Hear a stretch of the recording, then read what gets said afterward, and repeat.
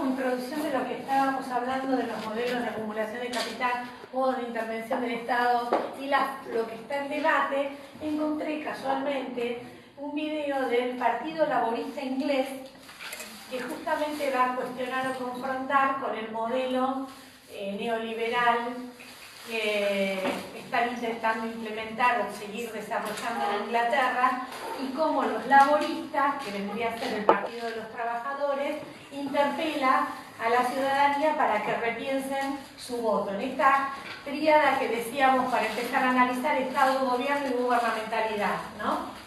Today we're going to find out who's better for the economy, ordinary people or billionaires. So here we have 5 people who all lost money because of cuts and austerity. We're going to give them that money back in the form of a pay rise, pension, disability support. So what are they going to do with their money? Susan has used her money to pay for family shopping. Tom gets some repairs done on his car. Everyone we gave money to is spending it in the local community.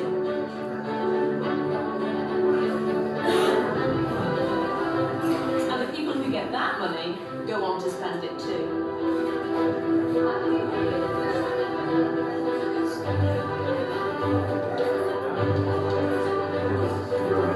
All this money changing hands creates economic growth. Businesses take in more profits and they can hire more people, and they too go on to spend their wages.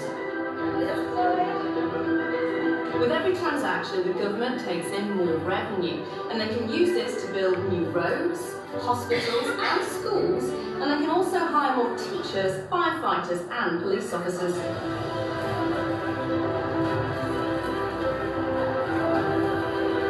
Not only will these people spend the money that they earn, but they'll also make our country a better place to live in, attracting more investments and tourism.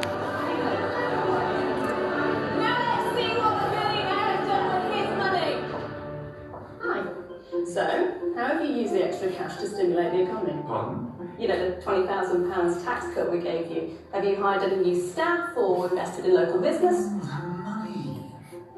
I completely forgot about it. In fact, I might still have it. So, what are you going to do with it? Send it to the Cayman Islands with the rest, I guess. So you won't mind if we take that back then? Security? So as you can see, getting money into the hands of ordinary people is a lot more for the economy than giving tax cuts to billionaires. So if you agree, vote Labour on Thursday the 2nd of May, and let's rebuild Britain for the many and not just the few. Parecido, ¿no? A lo que nos pasa.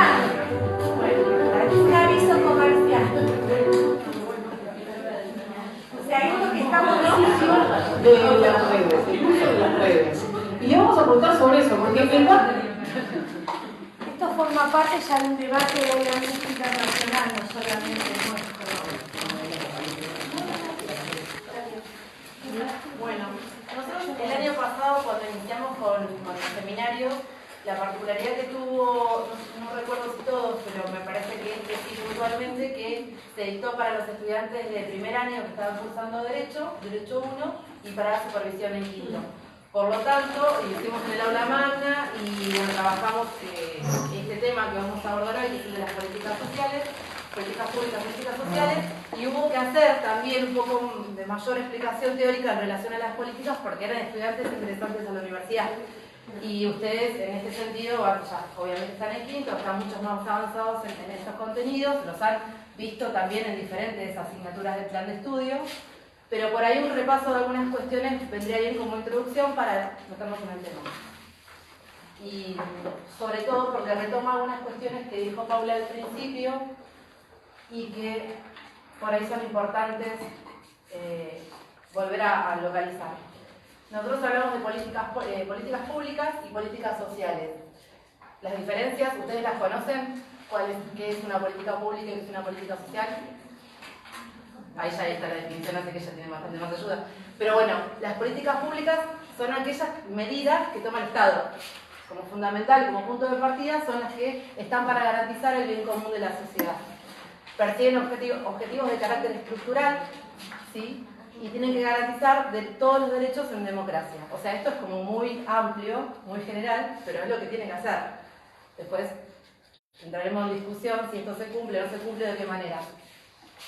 De modo que cada gestión podrá ver cómo, de qué tipo de política pública implementa, pero es la política pública tiene que estar, sí o sí, surgen a partir de una ley, ¿sí? Que esto es una de las condiciones fundamentales.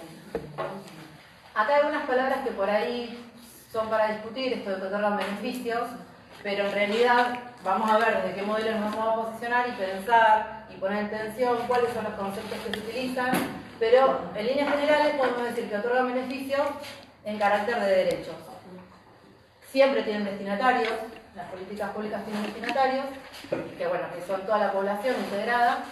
Tienen que tener una institucionalidad, es decir, desde algún lugar se aplica, desde algún lugar se hace carne esa política pública, no es que está en el éter y que sobrevuela al mundo, sino que en algún lugar esa política pública se materializa. Un propósito, que es el que va a contribuir a la integración social y a la construcción de la ciudadanía. Bueno, y con algunos ejemplos, las políticas de educación, las de salud, las de previsión social como líneas así generales. Las políticas sociales son la forma de intervención, específicamente del Estado en la sociedad, cómo esta política pública es materializada en materia de intervención. Busca la protección social de la sociedad frente a la desigualdad generada por el mercado, debe enfocarse en la resolución de problemas, que son los problemas sociales, y que surgen de las transformaciones dadas del paso de una sociedad preindustrial a una sociedad industrial. Bueno, esto tiene que ver más con el contexto histórico, pero la idea fundamental era de poder definir o diferenciar la política pública de la política social.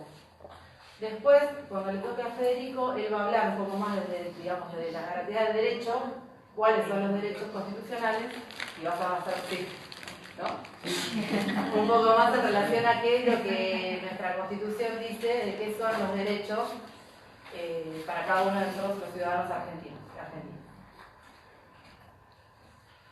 Esto habló Paula hace un ratito y es sumamente importante, y aparte es como una discusión que nos persigue los trabajadores sociales a lo largo de toda la formación, y por supuesto que una vez que nos graduamos también, que es cómo esta política social es traducida materialmente en la institución, en el territorio, y en qué se diferencia de ser una política de asistencia o una política de asistencialismo, que es como siempre el cupo, por decirlo de alguna manera, de sos asistencialista, otorgás recursos, te vienen a pedir, estos refranes siempre le das el pescado, les enseñás a pescar, todas estas cuestiones que vienen muy siempre arraigadas a nuestra, si se quiere, a nuestros principios fundacionales de cómo como profesión surgimos, y a la beneficencia, que también es algo que hoy Paula mencionó hace un rato, y cómo nos diferenciamos qué hacemos los trabajadores sociales que nos diferencian en intervenir desde una política de asistencia y una política asistencialista.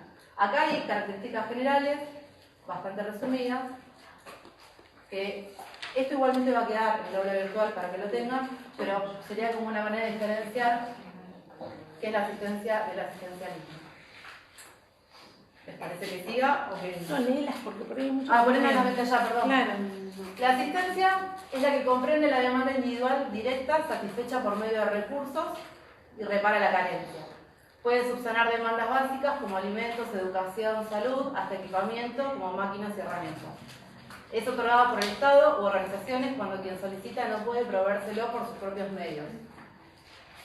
El aporte debe estar dado desde el rescate y el respeto de los derechos sociales con equidad para el cuidado desde el empleo, para que el ciudadano desde el empleo pueda generar sus propios medios satisfactorios. Y el asistencialismo es la forma de fundamentalismo en donde quien da, sea el Estado o organización, se apropia de un rol de proveedor. No interesa el desarrollo de esa persona, es propio de los gobiernos que buscan la perpetuidad generando cautivos y no ciudadanos.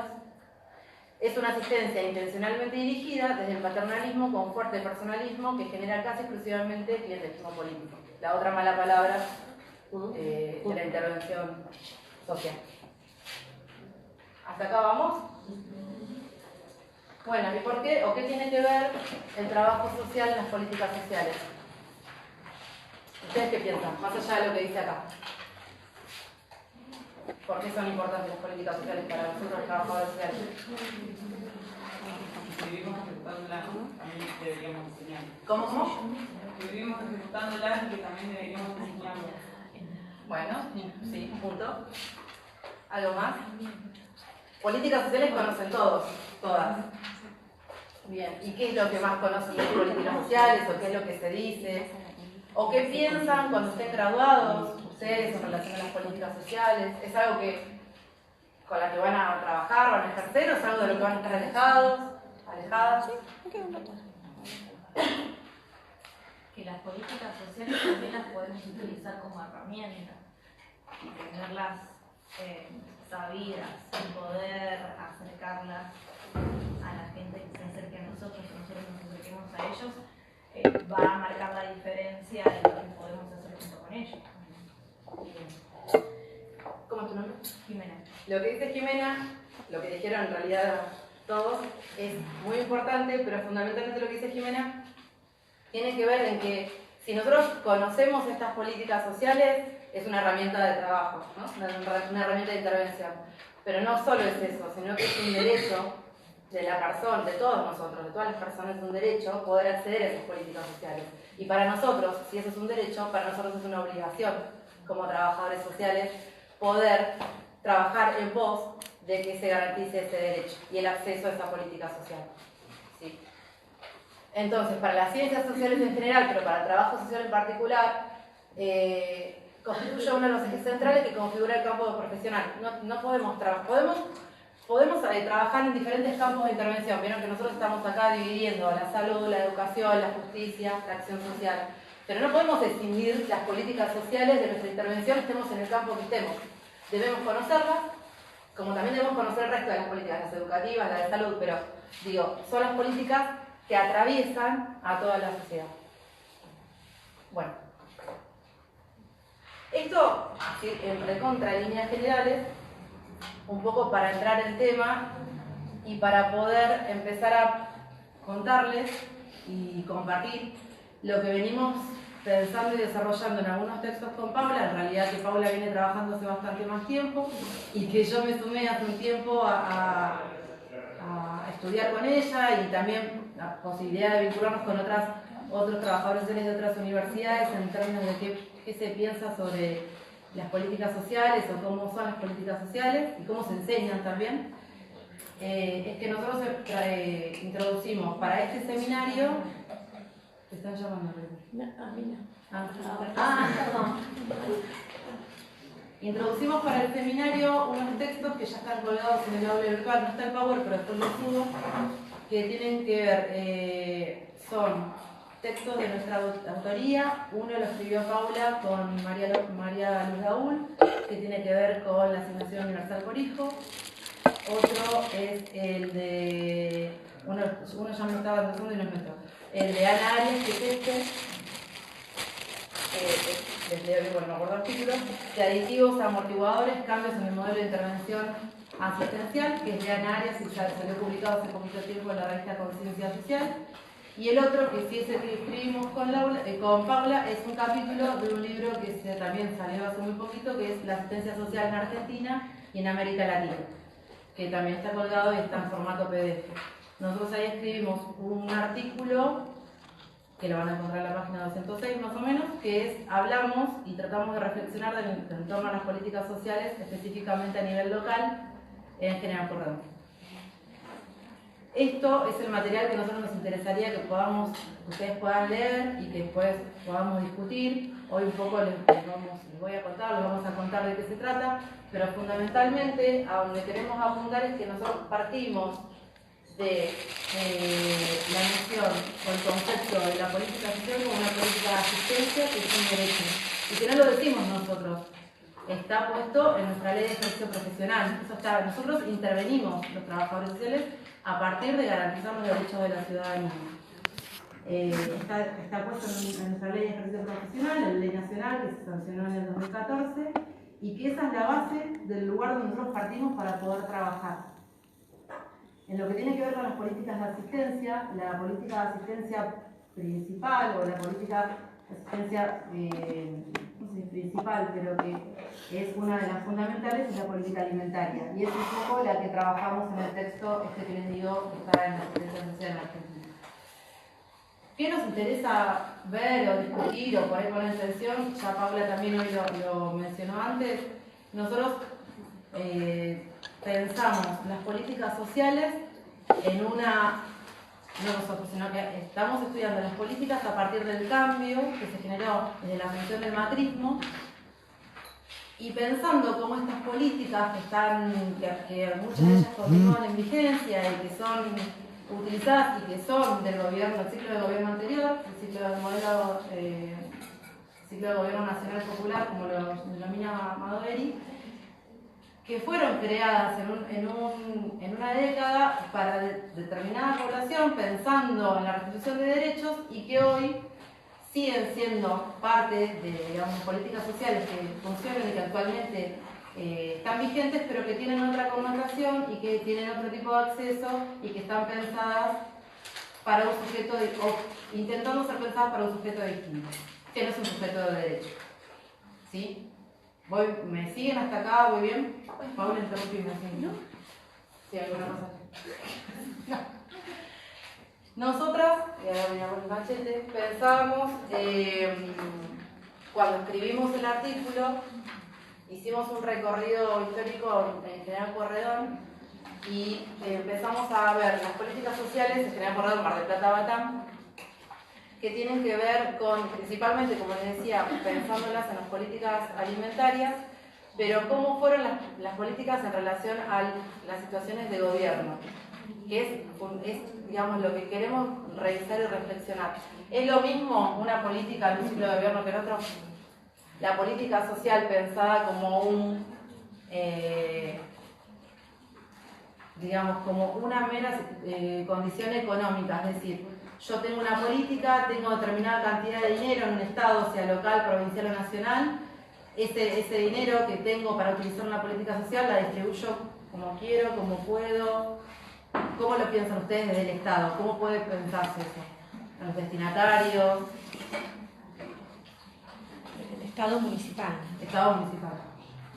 O sea, ¿todos los estados aplican las políticas sociales de la misma manera? No.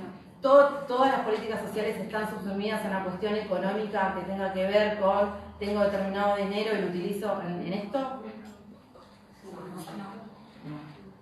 Es más allá de cómo ingresa o sale ese dinero del Estado, sino para quién está destinado, qué se va a hacer con eso y qué garantiza el acceso a esa política social. Esas son las premisas para pensar desde dónde el gobierno se para distribuir, para poner en vigencia o para sostener diferentes políticas sociales. Pensemos en algunas que ustedes conozcan en la actualidad, políticas sociales que ustedes conozcan de las instituciones.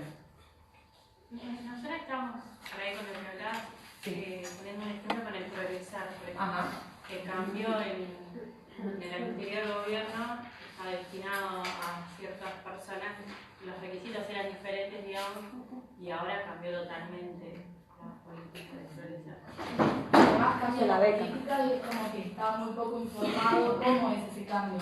A un montón de estudiantes, o sea, nosotros hablamos y nos ha pasado que supuestamente había que levantarse en marzo, tenés un determinado tiempo, hay determinadas carreras que son como estratégicas, que tienen más plata que otros, a veces somos compañeros de la misma carrera y unos tienen la beca y otros no, entonces no se entiende por qué unos la tienen y los otros no, porque nadie te explica cómo antes progresar dependía del ANSES, era muchísimo más accesible la cuestión de poder ir a acercarte a un trabajador y preguntarle, ahora es como mucho más abstracta la cuestión, que es todo por internet y como que se desvirtúa la cuestión del cara a cara con alguien que te pueda explicar y guiar en la cuestión, ¿no? ¿Y eso ustedes creen que es algo inocente? No. Bien.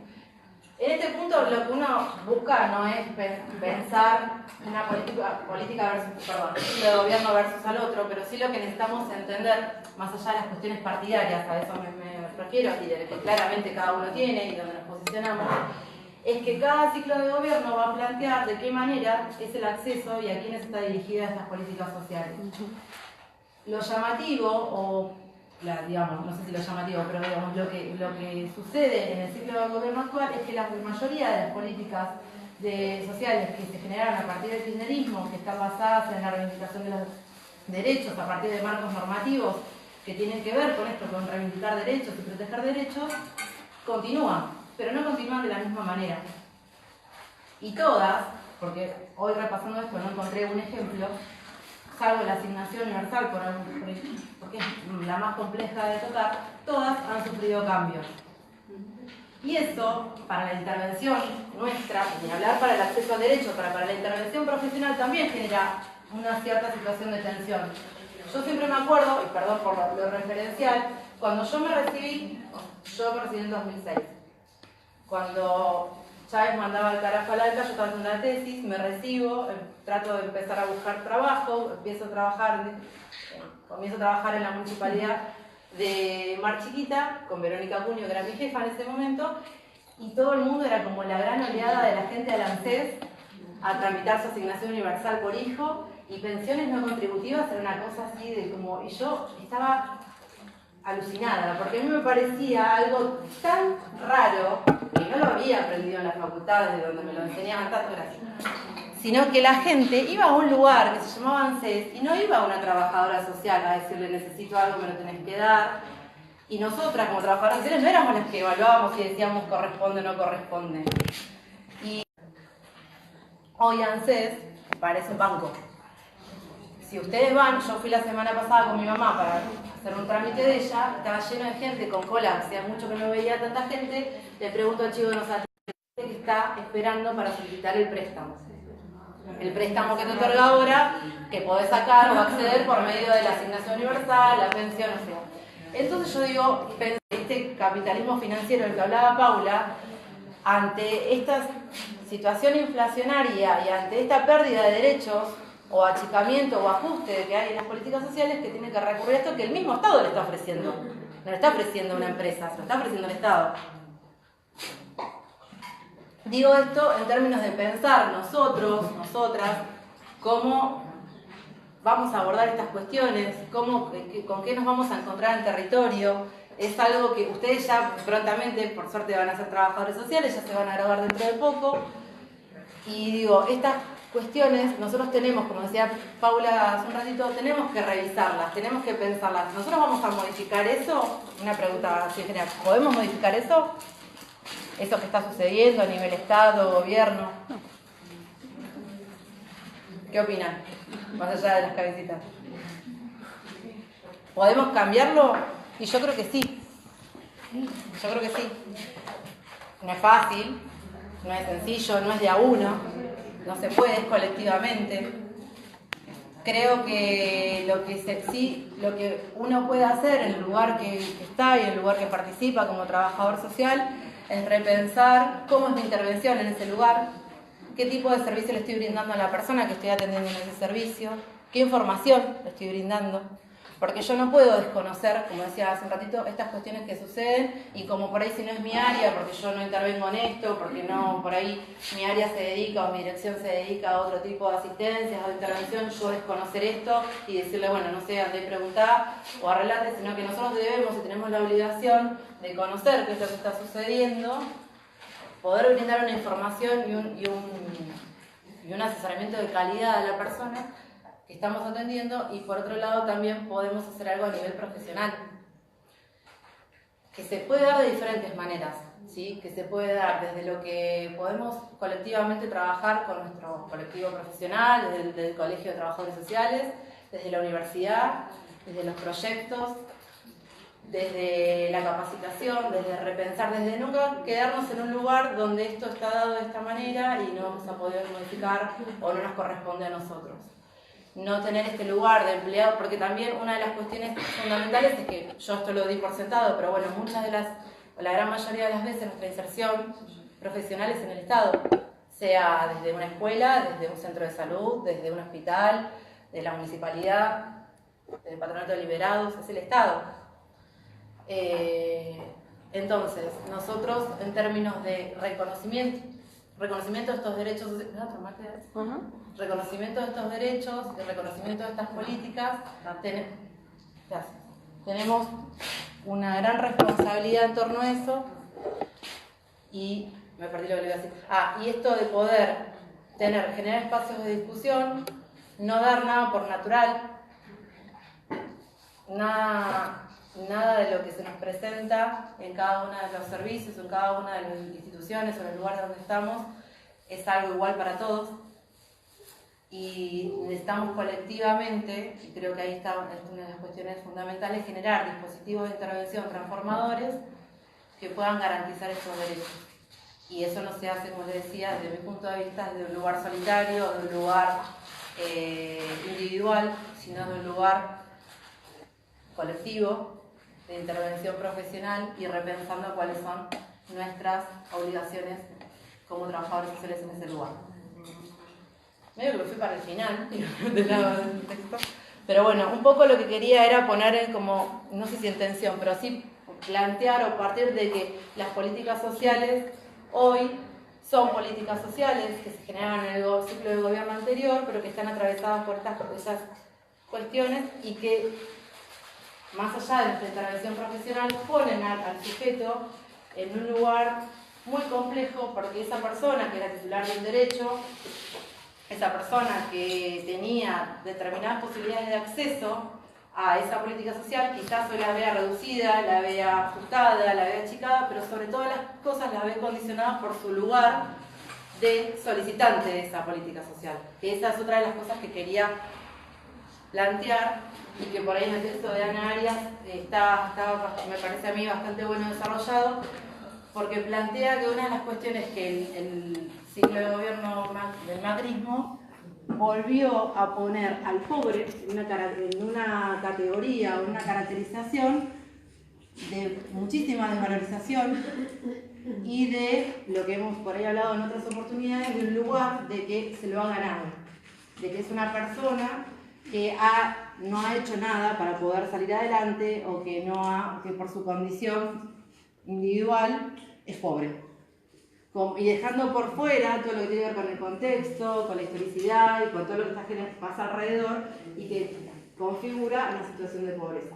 Entonces, en ese sentido también me parece que tenemos un trabajo sumamente importante y de reflexión y de escucha con el otro, de quiénes son las personas que estamos atendiendo y en qué lugar hoy, desde el Estado, desde el gobierno, pero digo, porque nosotros somos parte del Estado, tenemos que también garantizar desde ese lugar reconocernos como parte del Estado, pero entender que hay otro que está más arriba de nosotros, el director, el secretario de Desarrollo Social, la directora del área que sea, que está pensando políticamente que ese sujeto es un sujeto que no hay que reconocerle estos derechos y que hay que ponerlo en una condición de disminución o desvalorización.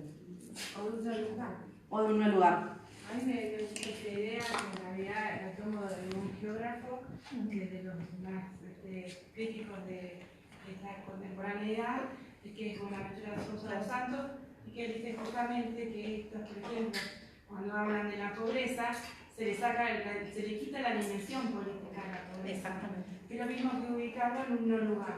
Entonces ahí viene la cuestión de la naturalización de la pobreza. Y eso yo lo veía en el video de Mayra, pero no solamente por la cuestión de la experiencia existencial propia de ella, sino que en realidad es ese el argumento que continuamente se reactualiza, se reinterpreta y se reayorna, justamente en otro autor que no me acuerdo ahora cómo se llama, pero justamente habla que tiene en la cabeza la burguesía, ¿no? Porque justamente toma todas esas cuestiones, ¿no? Es diferente del planteamiento que hace Magdalena, que tiene en la cabeza a los pobres. Este habla de qué tiene en la cabeza la burguesía.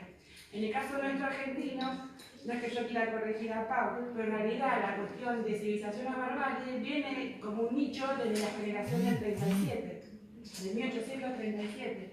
Miren cuánto tiempo ha llevado la cuestión de esta diferenciación, ¿no? Entre lo que es el pensamiento de lo que vamos a hacer y lo que somos, en el caso de la Argentina, ¿no? Obviamente, todo lo que estamos pasando ahora, y justamente como producto de esa mentalidad burguesa, tenemos que de alguna manera retratarnos a esos principios, a esos primeros pensamientos que de alguna manera planificaron lo que después fue el Estado-Nación del 80 y cómo después, en esta cuestión, trayéndolo al presente, tenemos a los descendientes que recrean permanentemente de la exclusión, no el lugar en donde se excluye al otro. Y eso, que Se aparte... excluye al otro, es lo que decía Pau, la mercantilización de las políticas sociales.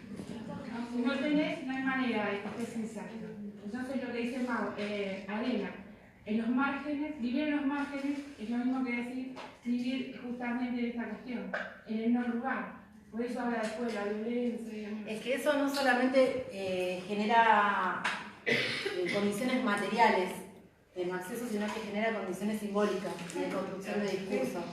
Que esa es una de las cuestiones que no es menor, o sea, no porque lo material no lo sea, pero que a la vez la representación de cómo miramos a esos sujetos y cómo esos sujetos se perciben también. Sí, eso iba a decir porque, o sea, pasa que vienen a los servicios sociales y es esto, ¿no? Es la primera vez que vengo acá, yo siempre pude solo, me da vergüenza hacer esto, es como, ahí triunfó toda esa representación y esa ubicación del otro en ese no lugar, y triunfó muy bien y le hizo muy bien. O sea que eso estuvo bien pensado y bien armado. Bien ejecutado. Y bien ejecutado. Esto que trae Dayana, yo por ahí siempre me apoyo en los ejemplos y voy buscando cuestiones que por ahí tenga como en cuestiones por ahí de la intervención. En este último tiempo, en el servicio donde yo trabajo, que es en el desarrollo social, en un área que se llama, en una dirección que se llama Dirección de Promoción Social y Comunitaria. Esa dirección, que está puesto en el artículo también que vimos con Paula, esa dirección se crea con ese nombre en el año 2002 en el municipio, cuando era intendente Katz. Esa dirección de promoción social y comunitaria, que tiene un nombre interesante, al menos, no sé si lindo, pero interesante, y que es como muy abarcativa, es la que vino a reemplazar el nombre de calidad de vida. Pero la gente cuando tiene que ir a Teodoro Broncini, Valcarce, ¿qué dice? ¿A dónde va? A calidad de vida. Entonces, en y a veces las colegas también. Y las colegas también. No, porque a veces yo le dije que se vaya a calidad de vida, porque a veces, bueno, así me entiendo. A ver, estas construcciones de sentido, esta construcción de discurso que se hace, atraviesa los cuerpos. Entonces, y si se trabajó un montón, y lo digo desde el lugar que lo pienso y que lo sostengo y lo milito, se trabajó un montón para generar condiciones diferentes, en poco tiempo también se está haciendo mucho para borrarlas. Entonces, más allá de las cuestiones de donde cada uno se posicione a nivel político partidario, estemos atentas y atentos a esto que está pasando, porque realmente arrasa de una manera sumamente importante. Y a la vez hay una cantidad de personas que van, no sé, por ahí las compañeras que trabajan en salud, o sea, en lo que sería la atención de la demanda directa de asistencia de los servicios sociales municipales, se ha duplicado en este último año la cantidad de gente que viene al servicio.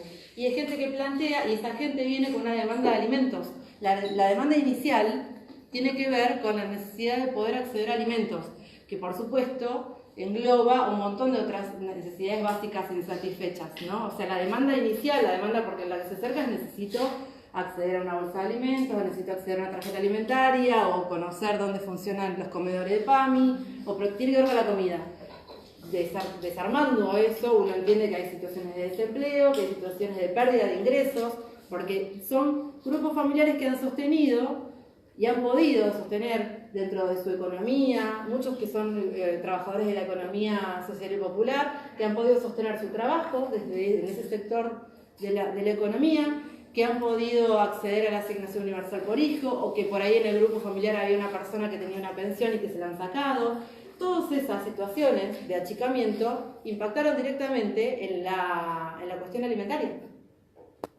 Entonces, volviendo y retomando esto, hay mucho trabajo por hacer y hay mucho que pensar en función de cómo nosotros estamos pensando la intervención y desde dónde nos vamos a agarrar. Yo me estoy moviendo mucho, ¿no? Perdón. Desde dónde nos vamos a agarrar en el sentido, desde dónde nos vamos a parar y a sostener en las intervenciones para poder generar algún tipo de intervención que garantice los derechos y que intente promover alguna acción transformadora en esa situación de esa familia o de ese sujeto. ¿Qué cosas se nos ocurren? ¿Qué cosas podemos pensar? Y que no se cierra, y esto está bueno para poder, si quieren seguir discutiéndolo, es esto, pensarlo desde lo colectivo, poder pensar estrategias en conjunto, no trabajar aisladamente, como les decía hace un rato. O sea, yo soy la trabajadora social del servicio del barrio tal, atiendo a la población del barrio tal, y yo acá, y cruzando la avenida, se atiende de otra manera. Es complejo, eso, es muy complejo. Hay que repensarlo, revisarlo. Digo, y son ejercicios diarios, no es que uno lo sabe hacer un día y que a partir de eso ya lo sabe hacer y le sale bien para toda la vida. No, son cosas que cotidianamente uno tiene que estar. La supervisión como una de las herramientas que nos posibilitan repensar y reconstruir nuestras intervenciones profesionales. La capacitación, y sobre todo el no perder la posibilidad de discutir con otros y otras y poder plantear estas cuestiones en las entidades, en los organismos que deben ser. Es decir, si yo tengo y estoy reconociendo que hay una situación de vulnerabilidad donde el Estado no está pudiendo satisfacer el derecho de una persona hacia una cuestión básica como la alimentación, y yo tengo que ir más allá de intervenir y dar, como decía Paula, dar una respuesta a esa persona, yo tengo que ir para arriba también a plantear esto que pasa. Tengo que ir a la dirección, a la secretaría o a quien tenga que ser para esto reclamarlo, plantearlo y hacerlo visible. Porque esa también es mi obligación.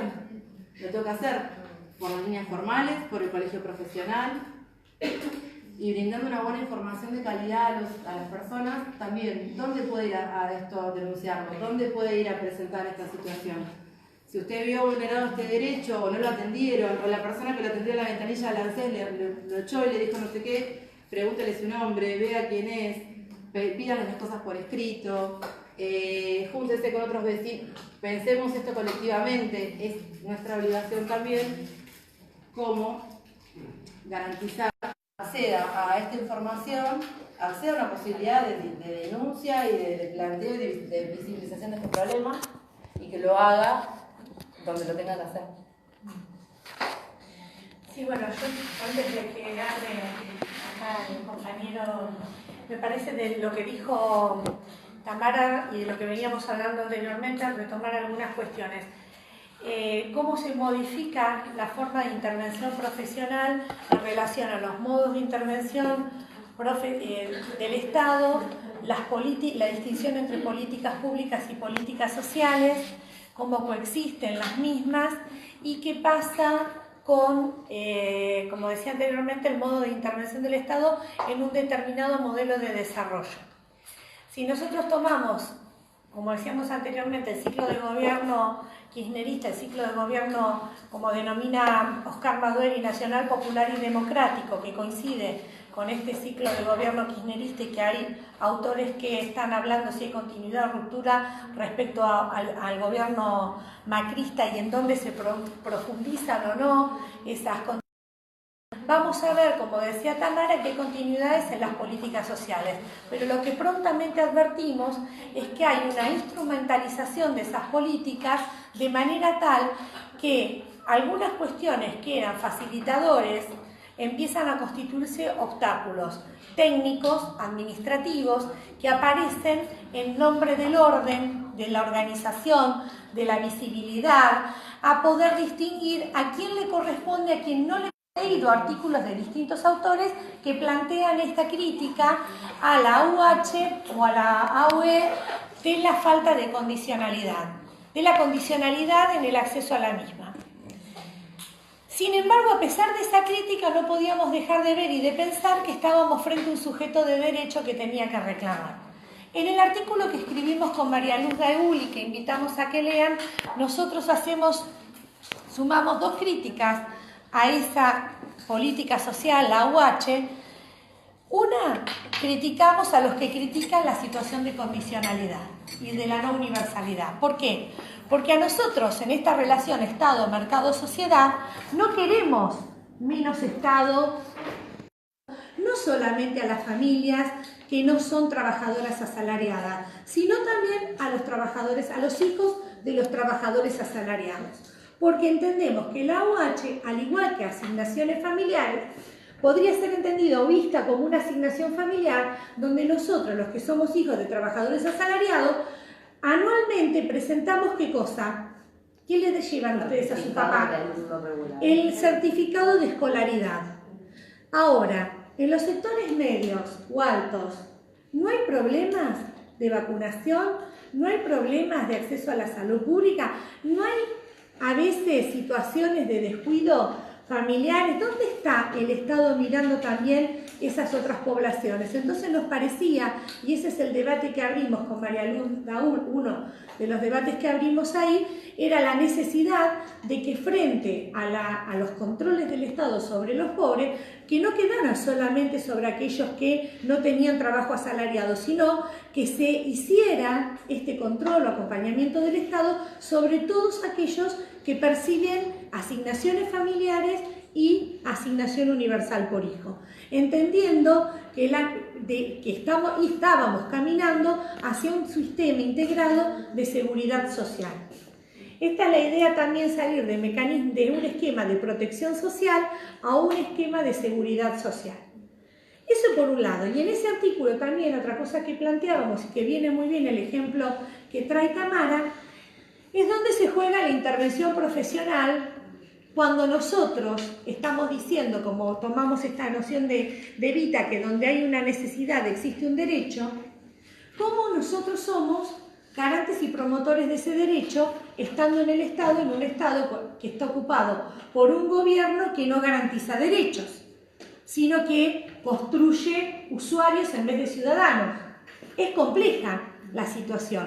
Entonces, una de las críticas que nosotros hacíamos a la intervención profesional nuestra en la asignación universal por hijo, por ejemplo, en ese periodo histórico, digo nuestro como colectivo profesional, los trabajadores sociales, nos perdimos, a nuestro entender, la oportunidad histórica de trabajar en la organización popular, en generar justamente organización social en esa ampliación y reconocimiento de derechos que habían logrado determinadas leyes, que habían implementado determinadas políticas sociales de corte redistributivo, pero que necesitaban, como vimos en el caso de Vita, con la ampliación del voto femenino, una organización política que sostuviera esa ampliación de derechos y esa política reivindicativa. ¿Se entiende?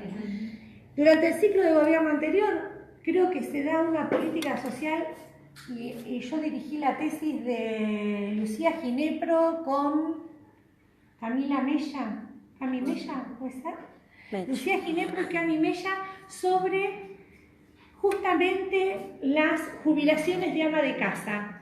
¿Cuántas de nuestras mamás, abuelas, tías y conocidas accedieron a la jubilación de ama de casa?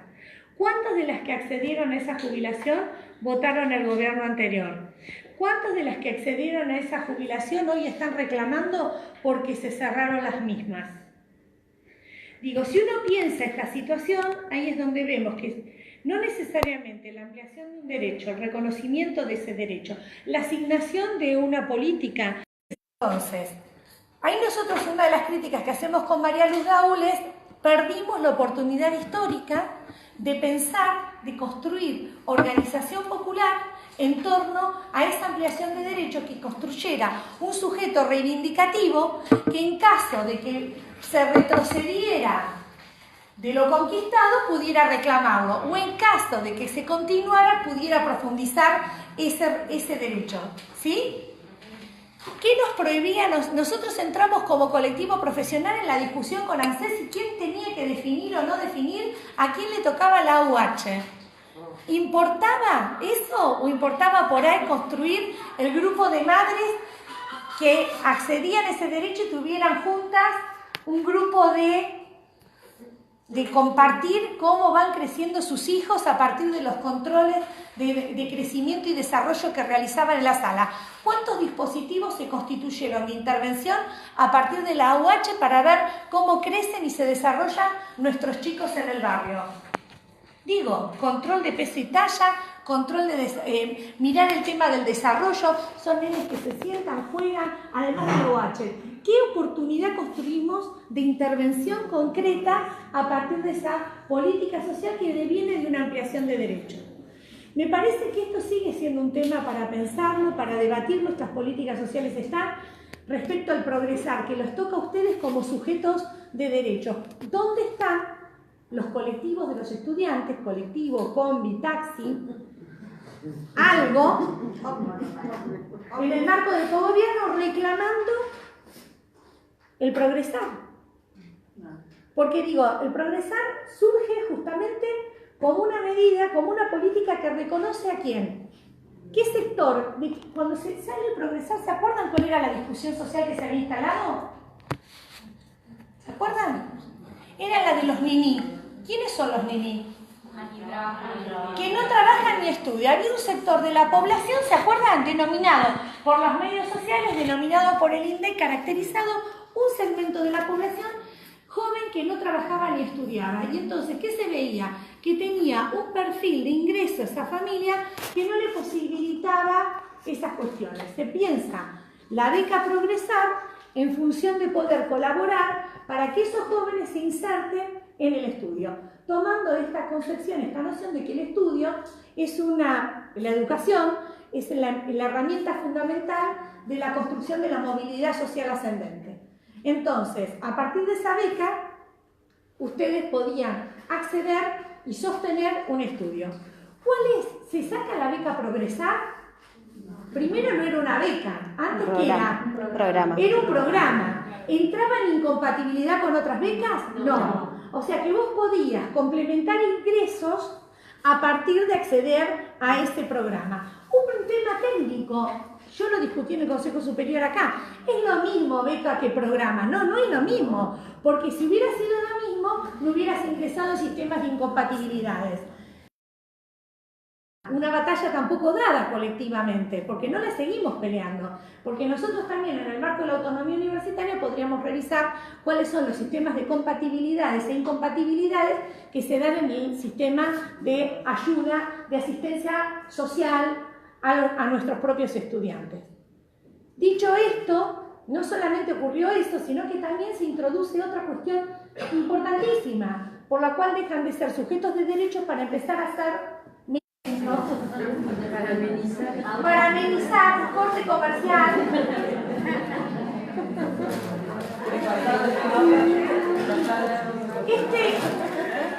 Esta propaganda existió de verdad, ¿eh? Paren.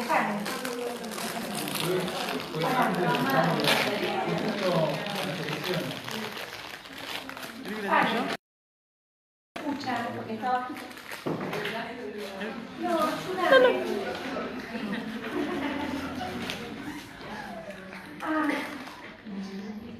Pero por ahí. Tenelas tú. Te saco una casi no. No, está el palo. Son tan ricas. Está el palo, me mata.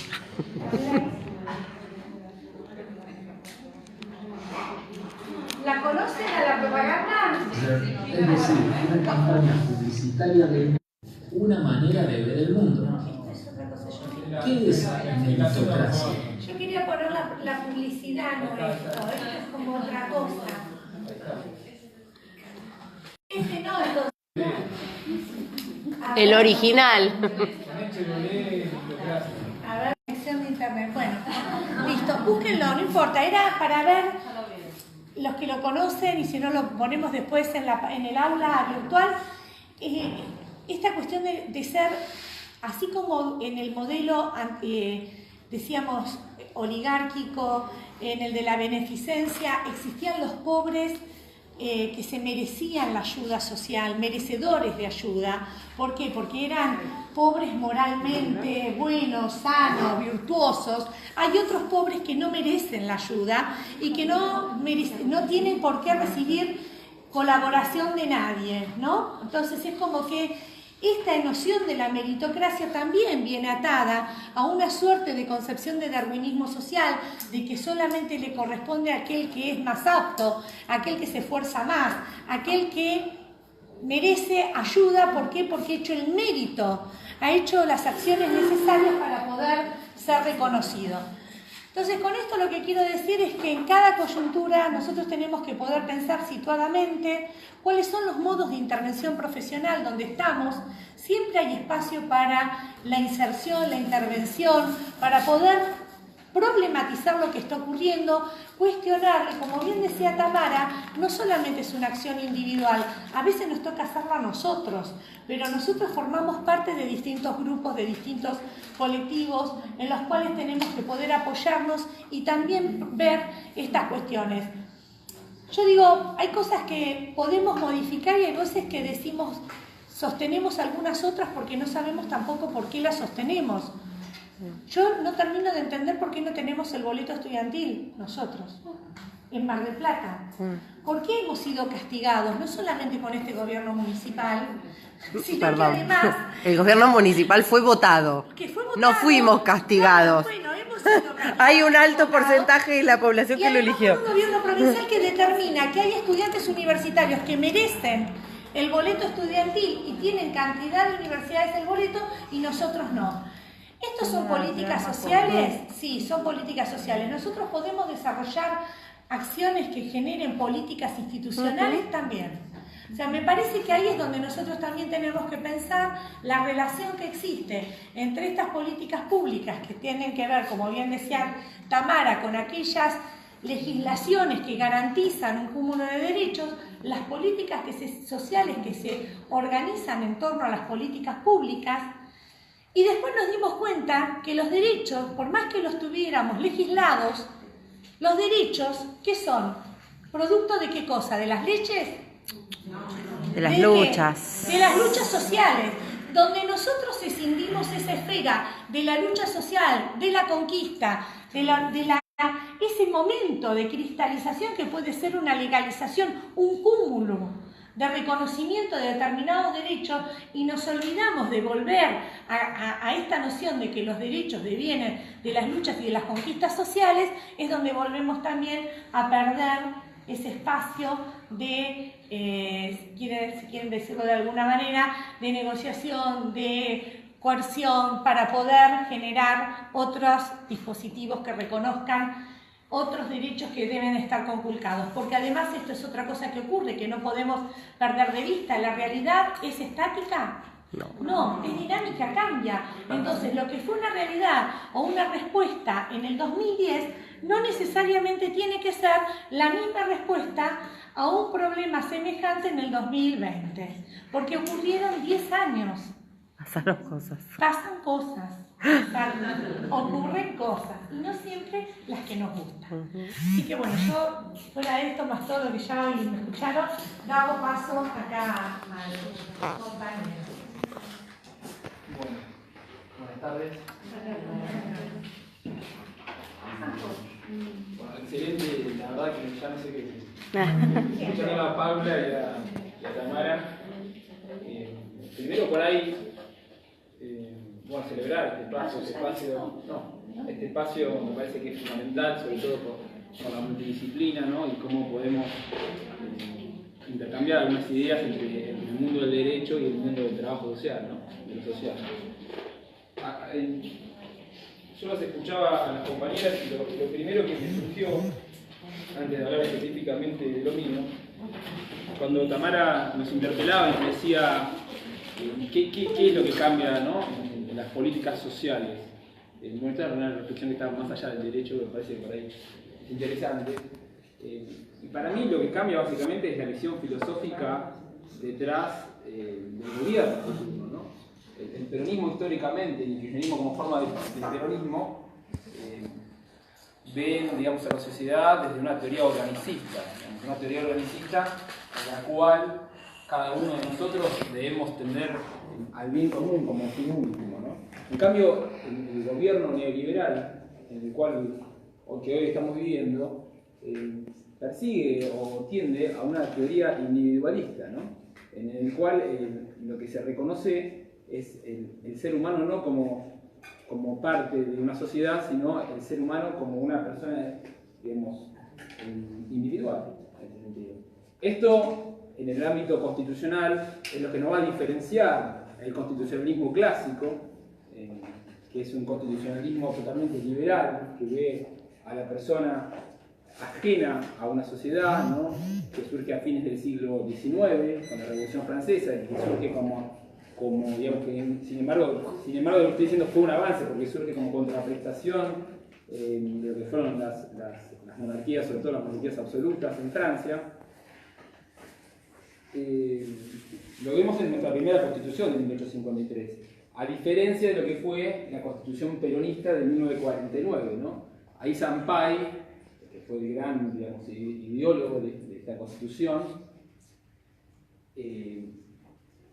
cambia, digamos, el perfil de la constitución en cuanto a cómo se debe entender al ser humano, ¿no? Es un cambio muy profundo. No sé si ustedes saben, pero ni bien cae el peronismo, cae esa constitución. Y esa constitución no la hemos recuperado hasta hoy.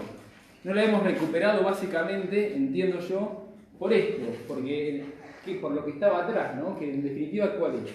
Es la teoría organicista, ¿no? de cómo entender a la sociedad. Eso hoy nunca más volvió a la Constitución y me parece que es por lo que tenemos que luchar en el caso, digamos, de que podamos, digamos, estar de nuevo en el gobierno, digamos, estar en el gobierno, un gobierno que tienda a los intereses populares. Eso por un lado. Por otro lado, con respecto al tema de la asignación universal por hijo, está muy bueno el planteo que hace Paula, yo no lo había escuchado. No solo esto de la crítica, sino me gusta mucho lo segundo que ella marcó. Y lo que quería decir, que hay que ver cómo se analiza, vamos a ver cómo lo analiza la licenciada Meschini en algún próximo artículo. No, pero ahora vamos a tener una cosa nueva. Que es lo siguiente, en los 10 puntos que el ingeniero Macri quiere discutir con la oposición, uno de ellos es justamente el fortalecimiento, dice él, de la asignación universal por hijo. Es decir, cómo la asignación universal por hijo, aún con un gobierno como el que tenemos hoy, se ha constituido en una política de Estado, ¿no? Con sus diferencias y con sus grandes limitaciones, ¿no? Sobre todo respecto de su accesibilidad, ¿no? Esto de estar rebotando de acá para allá, que también se había visto, digamos, yo he visto también en el gobierno anterior algunas limitaciones, hay que decirlo eso también, pero me parece una base sustancial esto, ¿no? Me pareció llamativo, entre esos puntos ver a la asignación universal por hijo. Bueno, yo lo que les quería comentar básicamente eran ciertos estándares o principios que entiendo deben ser obligatorios cuando hablamos de políticas públicas, es decir, la perspectiva del enfoque de derechos va a exigir que las políticas públicas en general respeten ciertos principios de los derechos humanos. Ciertos principios de los derechos humanos que no surgen de lo que me invento yo, sino que surgen de distintos tratados de derechos humanos que, en el caso de la República Argentina, tienen jerarquía constitucional. ¿Qué implica la jerarquía constitucional? Que son, digamos, la norma máxima dentro del ordenamiento jurídico. ¿Sí? ¿Está bien?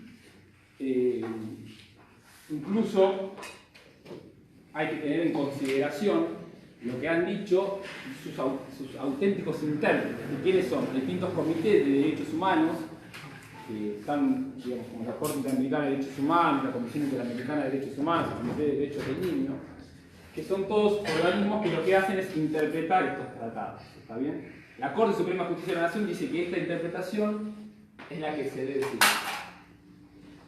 Ahora bien, ¿cuáles son estos principios? Bueno, hay muchos principios, pero para mí lo más importante son el principio de efectividad, el principio de progresividad, el principio de igualdad, que hoy se trató mucho acá. Y hay un principio también muy básico, que es el principio de justiciabilidad, ¿no? El principio de justiciabilidad. El principio de efectividad, básicamente es lo que va a significar, y vamos a asociarlo después directamente al principio de justiciabilidad. Disculpa. El principio de efectividad lo que va a buscar es que cada uno de estos derechos que están normados sean efectivos, ¿no? Sean efectivos. Que, digamos, sean efectivos, sean operativos. Y esto que parece una obviedad, no lo es. No lo es porque en muchísimas ocasiones el hacer valer estos derechos que nosotros nos figuran se torna en algo muy dificultoso. desde la propia jurisprudencia, digamos, se han puesto límites muy importantes a la plena efectivización, sobre todo lo que se conoce como derechos económicos, sociales y culturales, ¿no? En 1966 se generaron dos pactos internacionales de derechos humanos, por un lado el de derechos civiles y políticos y por otro lado el de derechos económicos, sociales y culturales. Desde ahí surge una discriminación hacia los derechos económicos, sociales y culturales, básicamente por la situación en ese entonces de Guerra Fría que había y de no reconocimiento de los derechos económicos, sociales y culturales como verdaderos derechos, ¿no? Sino que este pacto de derechos económicos, sociales y culturales contemplaba, digamos, algo así como que los estados tenían como objetivo el cumplimiento de estos derechos hasta el máximo de sus recursos disponibles. Y esto se había interpretado en la jurisprudencia, en la doctrina, como cláusulas programáticas. ¿Qué eran las cláusulas programáticas según Vidal Campos, que era el constitucionalismo más clásico argentino, lo que decía la Corte Suprema de Justicia de la Nación? Significaba, digamos, que necesitaban de reglamentación para hacer, ¿no? Estas interpretaciones, a partir del año 2003, 2004, en el cual cambió, digamos, no solo el gobierno, sino que cambió la Corte Suprema de Justicia de la Nación y su composición. La Corte menemista fue, digamos, obligada en gran parte a renunciar, incluso uno de sus miembros llegó a juicio político y fue destituido. Yo siempre lo que digo es que a partir de 2003 se generó una política de Estado tendiente a la promoción y protección de los derechos humanos, y no solo en materia de investigación, juzgamiento y sanción de delitos de lesa humanidad, sino también en materia de ampliación de derechos económicos, sociales y culturales. Y no solo promovida por el gobierno, sino también por la propia Corte Suprema de Justicia. La propia Corte Suprema de Justicia en ese entonces modifica radicalmente la jurisprudencia respecto de los DES y lo que hace es establecer su carácter meramente operativo, ¿no? Y acá, siguiendo a Blasic, como dije, los tratados internacionales de derechos humanos. Y para el caso que no exista la reglamentación, hay un doble incumplimiento. El Estado lo que va a tener que hacer es garantizar, a partir del artículo 2 de la KDH, el deber de adecuar el derecho interno. ¿Qué significa esto? De justamente normativizar esa norma que está sin contemplar y que lleva a la responsabilidad internacional del Estado. Supongamos, creo que tengamos mucho éxito con lo que voy a decir, pero si uno respecto de esto, lo van a decir un poquito cargado, ¿no? Y segundo, porque no está la reglamentación de cómo se debería llevar adelante este derecho. Yo me acuerdo, en su momento, Cristina Fernández de Kirchner quiso avanzar con esto, y tuvo una gran oposición del sector empresario y la fuerza no fue lo suficientemente importante como para poder avanzar. Bueno, de esto hablamos básicamente cuando hablamos del principio de efectividad, que está estrictamente relacionado con el principio de justiciabilidad. ¿Por qué está estrictamente relacionado con el principio de justiciabilidad? Porque si no se puede hacer valer ante la justicia, en realidad no tenemos derecho. ¿Qué derecho tenemos si no podemos hacer valer ante la justicia? ¿Sí? La justiciabilidad está relacionada con la posibilidad de acceso efectivo al Poder Judicial para hacer valer nuestros derechos, rompiendo con todo tipo de barreras culturales, sociales, económicas. Por eso es tan importante muchas veces las instituciones como el beneficio de litigar sin gastos, ¿no? Es la posibilidad de uno de acudir a la justicia y no tener que pagar tasa de justicia, el abogado, esto, lo otro, o el rol de las defensorías oficiales. En su momento también, en la Cámara de Plata, con un grupo de profesionales, nosotros habíamos profundizado este tema y habíamos planteado la posibilidad de las casas de justicia que hubiesen funcionado en distintos barrios de Mar del Plata, la descentralización de las fiscalías y de las defensorías oficiales que existen, porque está muy bueno tener defensores públicos, pero no está bueno que atiendan nada más en Tucumán y Libramos. Estaría bueno que cada uno de estos atiendan en un punto de la periferia de Mar del Plata, ¿no? Para poder justamente romper esta barrera de acceso a la justicia, que en definitiva tenemos muchos problemas de acceso a la justicia, pero uno es el desconocimiento respecto al derecho, pero otro es, aun cuando uno tiene el derecho, si no sabe dónde tiene que ir a reclamarlo, estamos en el proceso de Kafka, ¿no?